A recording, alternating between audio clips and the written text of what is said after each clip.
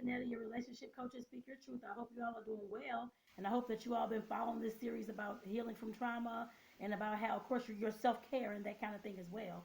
Self care, your physical and your mental care as you go through this process, and as you, of course, are healing from your sexual abuse trauma or sexual assault trauma as well. So, like I said, I definitely want to make sure that I've talked about all month long about sexual abuse trauma and how it's Child Abuse Prevention Month and Sexual Assault Awareness Month, but I hadn't touched on anything about healing and self care, going through the process and what that process looks like and feels like. I guess I put it that way as well.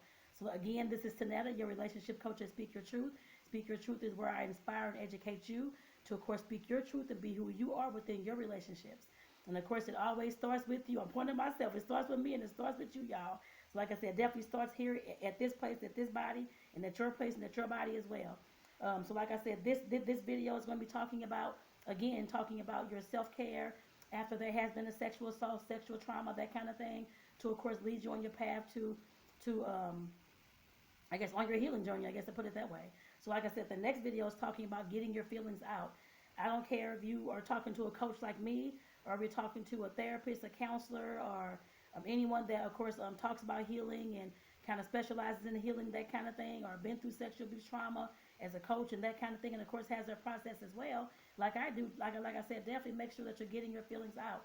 Whether you're talking to a professional or if you're not able to talk to, excuse me, a professional, or don't have the medical insurance or don't have the money to pay for it, whatever it is, make sure that you're doing something else to get those feelings out.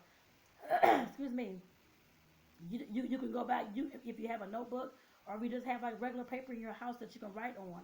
Always know that there's free things that you can do to, of course, help you heal from any kind of trauma that you've been in.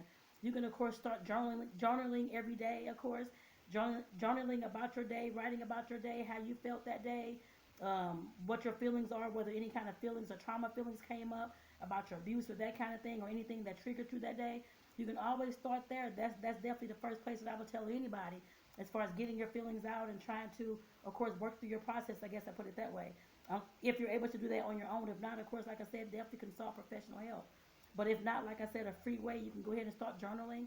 Journaling is of course, I don't know how many journals back there. I think I have like four. Let me see, almost my fifth one I think I'm working on right now. But like I said, I journal a lot as well. And of course, that's how I've always got my feelings out as well. And that's what I push, of course, with Speak Your Truth and that kind of thing as far as starting your journey. As far as getting those feelings out just on paper. You don't have to show anybody.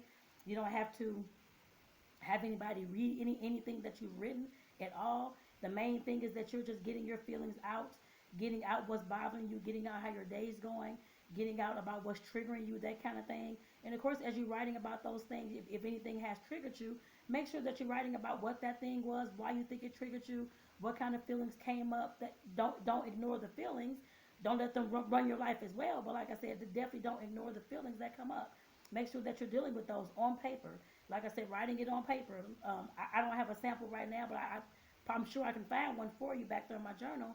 But I know in the past what I have done when I have been triggered and stuff like that, or when things of sexual abuse or sexual trauma, or my mom and dad's physical abuse and that kind of thing. I guess with the relationship came up. Of course, I'm writing about of course because sometimes of course I'm walking outside, getting in my car, hearing folks arguing, that kind of thing, and then like I said, sometimes that takes me back to hearing my parents argue and fight. The main thing that I've always done, of course, writing down what the situation was, what was going on around me, what kind of feelings I felt, and what the situation was, and what triggered me. Like I said, I definitely had to write that down. What triggered me, and why I thought that I had that trigger, and where that trigger would have came from. And of course, like I said, what can I do the next time to, of course, kind of lighten the load of that trigger, I guess to put it that way. Whether I can think in my head some positive thoughts, or whether I can refocus, sing a positive song, I love myself, or something like that, or say some kind of positive affirmation. Like I said, those kind of things help me as well. And like I said, I'm sure they'll help you as well. But like I said, the main thing is about getting those feelings out. Like I said, we don't want to have our feelings running our lives, and I know a lot of us do. I have at some point as well. I've been depressed and I've been suicidal and all these kind of things. And I'm sure some of you all who may be listening to this may have went through the same thing as well, or currently going through the same thing as well. Like I said, that is okay. But if you're suicidal, definitely get help. And I hope that you have somebody in your life and your family that you can depend on and call on. If not, I'll find the 1-800 I guess like the 1-800 number for the National Suicide Hotline. I'll put that in the description of this video as well, so that you can have that resource. But like I said, definitely our feelings will sometimes run us with these kind of situations, whether that's leading to anxiety or you're clamming up and that kind of thing. You start sweating, your heart's beating fast, and all those kind of things. Like I said, that will definitely happen. Just keep that in mind. That is normal. It will happen. But like I said, over time, as you start dealing with some of the trauma, dealing with some of the things that keeps triggering you, writing down why you think it's triggering you. I knew why it was triggering me as far as when I heard the folks outside fighting and arguing or whichever the case may be. I knew that was because my parents, of course, used to fight, argue all the time, almost every day. My dad was very abusive. And like I said, once I start working through those kind of feelings and letting myself know that I'm okay, that it's not going to happen to me. I'm okay that they're not around me at this time. Of course, rest in peace, parents. But like I said, definitely letting yourself know that you're okay. You're not in that same space anymore. You're not around that whoever that perpetrator was, and hopefully anymore. That kind of thing. Like I said, just writing those things out to yourself, just to let yourself know that you are safe in this time, in this period, and that nothing's going to bother you at this time. And like I said, saying some positive affirmations once you do start having those triggers, of course, once you're getting your feelings out and all that kind of stuff, like I said, definitely start writing some positive affirmations. And I'll get into that later on, in this particular series, talking about self-care, self-healing, and that kind of thing after sexual abuse trauma and and assault. So like I said, I'll definitely talk more about that. But like I said, this main thing was just about getting your feelings out. Like I said, if you cannot afford a coach like me or any kind of therapist or counselor or psychologist, that kind of thing, and you don't have any Medicare or Medicaid, medical insurance, that kind of thing. Like I said, the easiest way for you to get started, because nobody has to live in trauma, nobody has to live in fear, nobody has to live in wondering what's going to happen tomorrow. Is this going to happen tomorrow again? I'm scared to go outside because I see somebody that looks like my abuser or that kind of thing. Like I said, we don't have to live in fear. We can definitely start working on those things. I had to work on those things. Like I said, I'm 44 years old, almost 45 in September.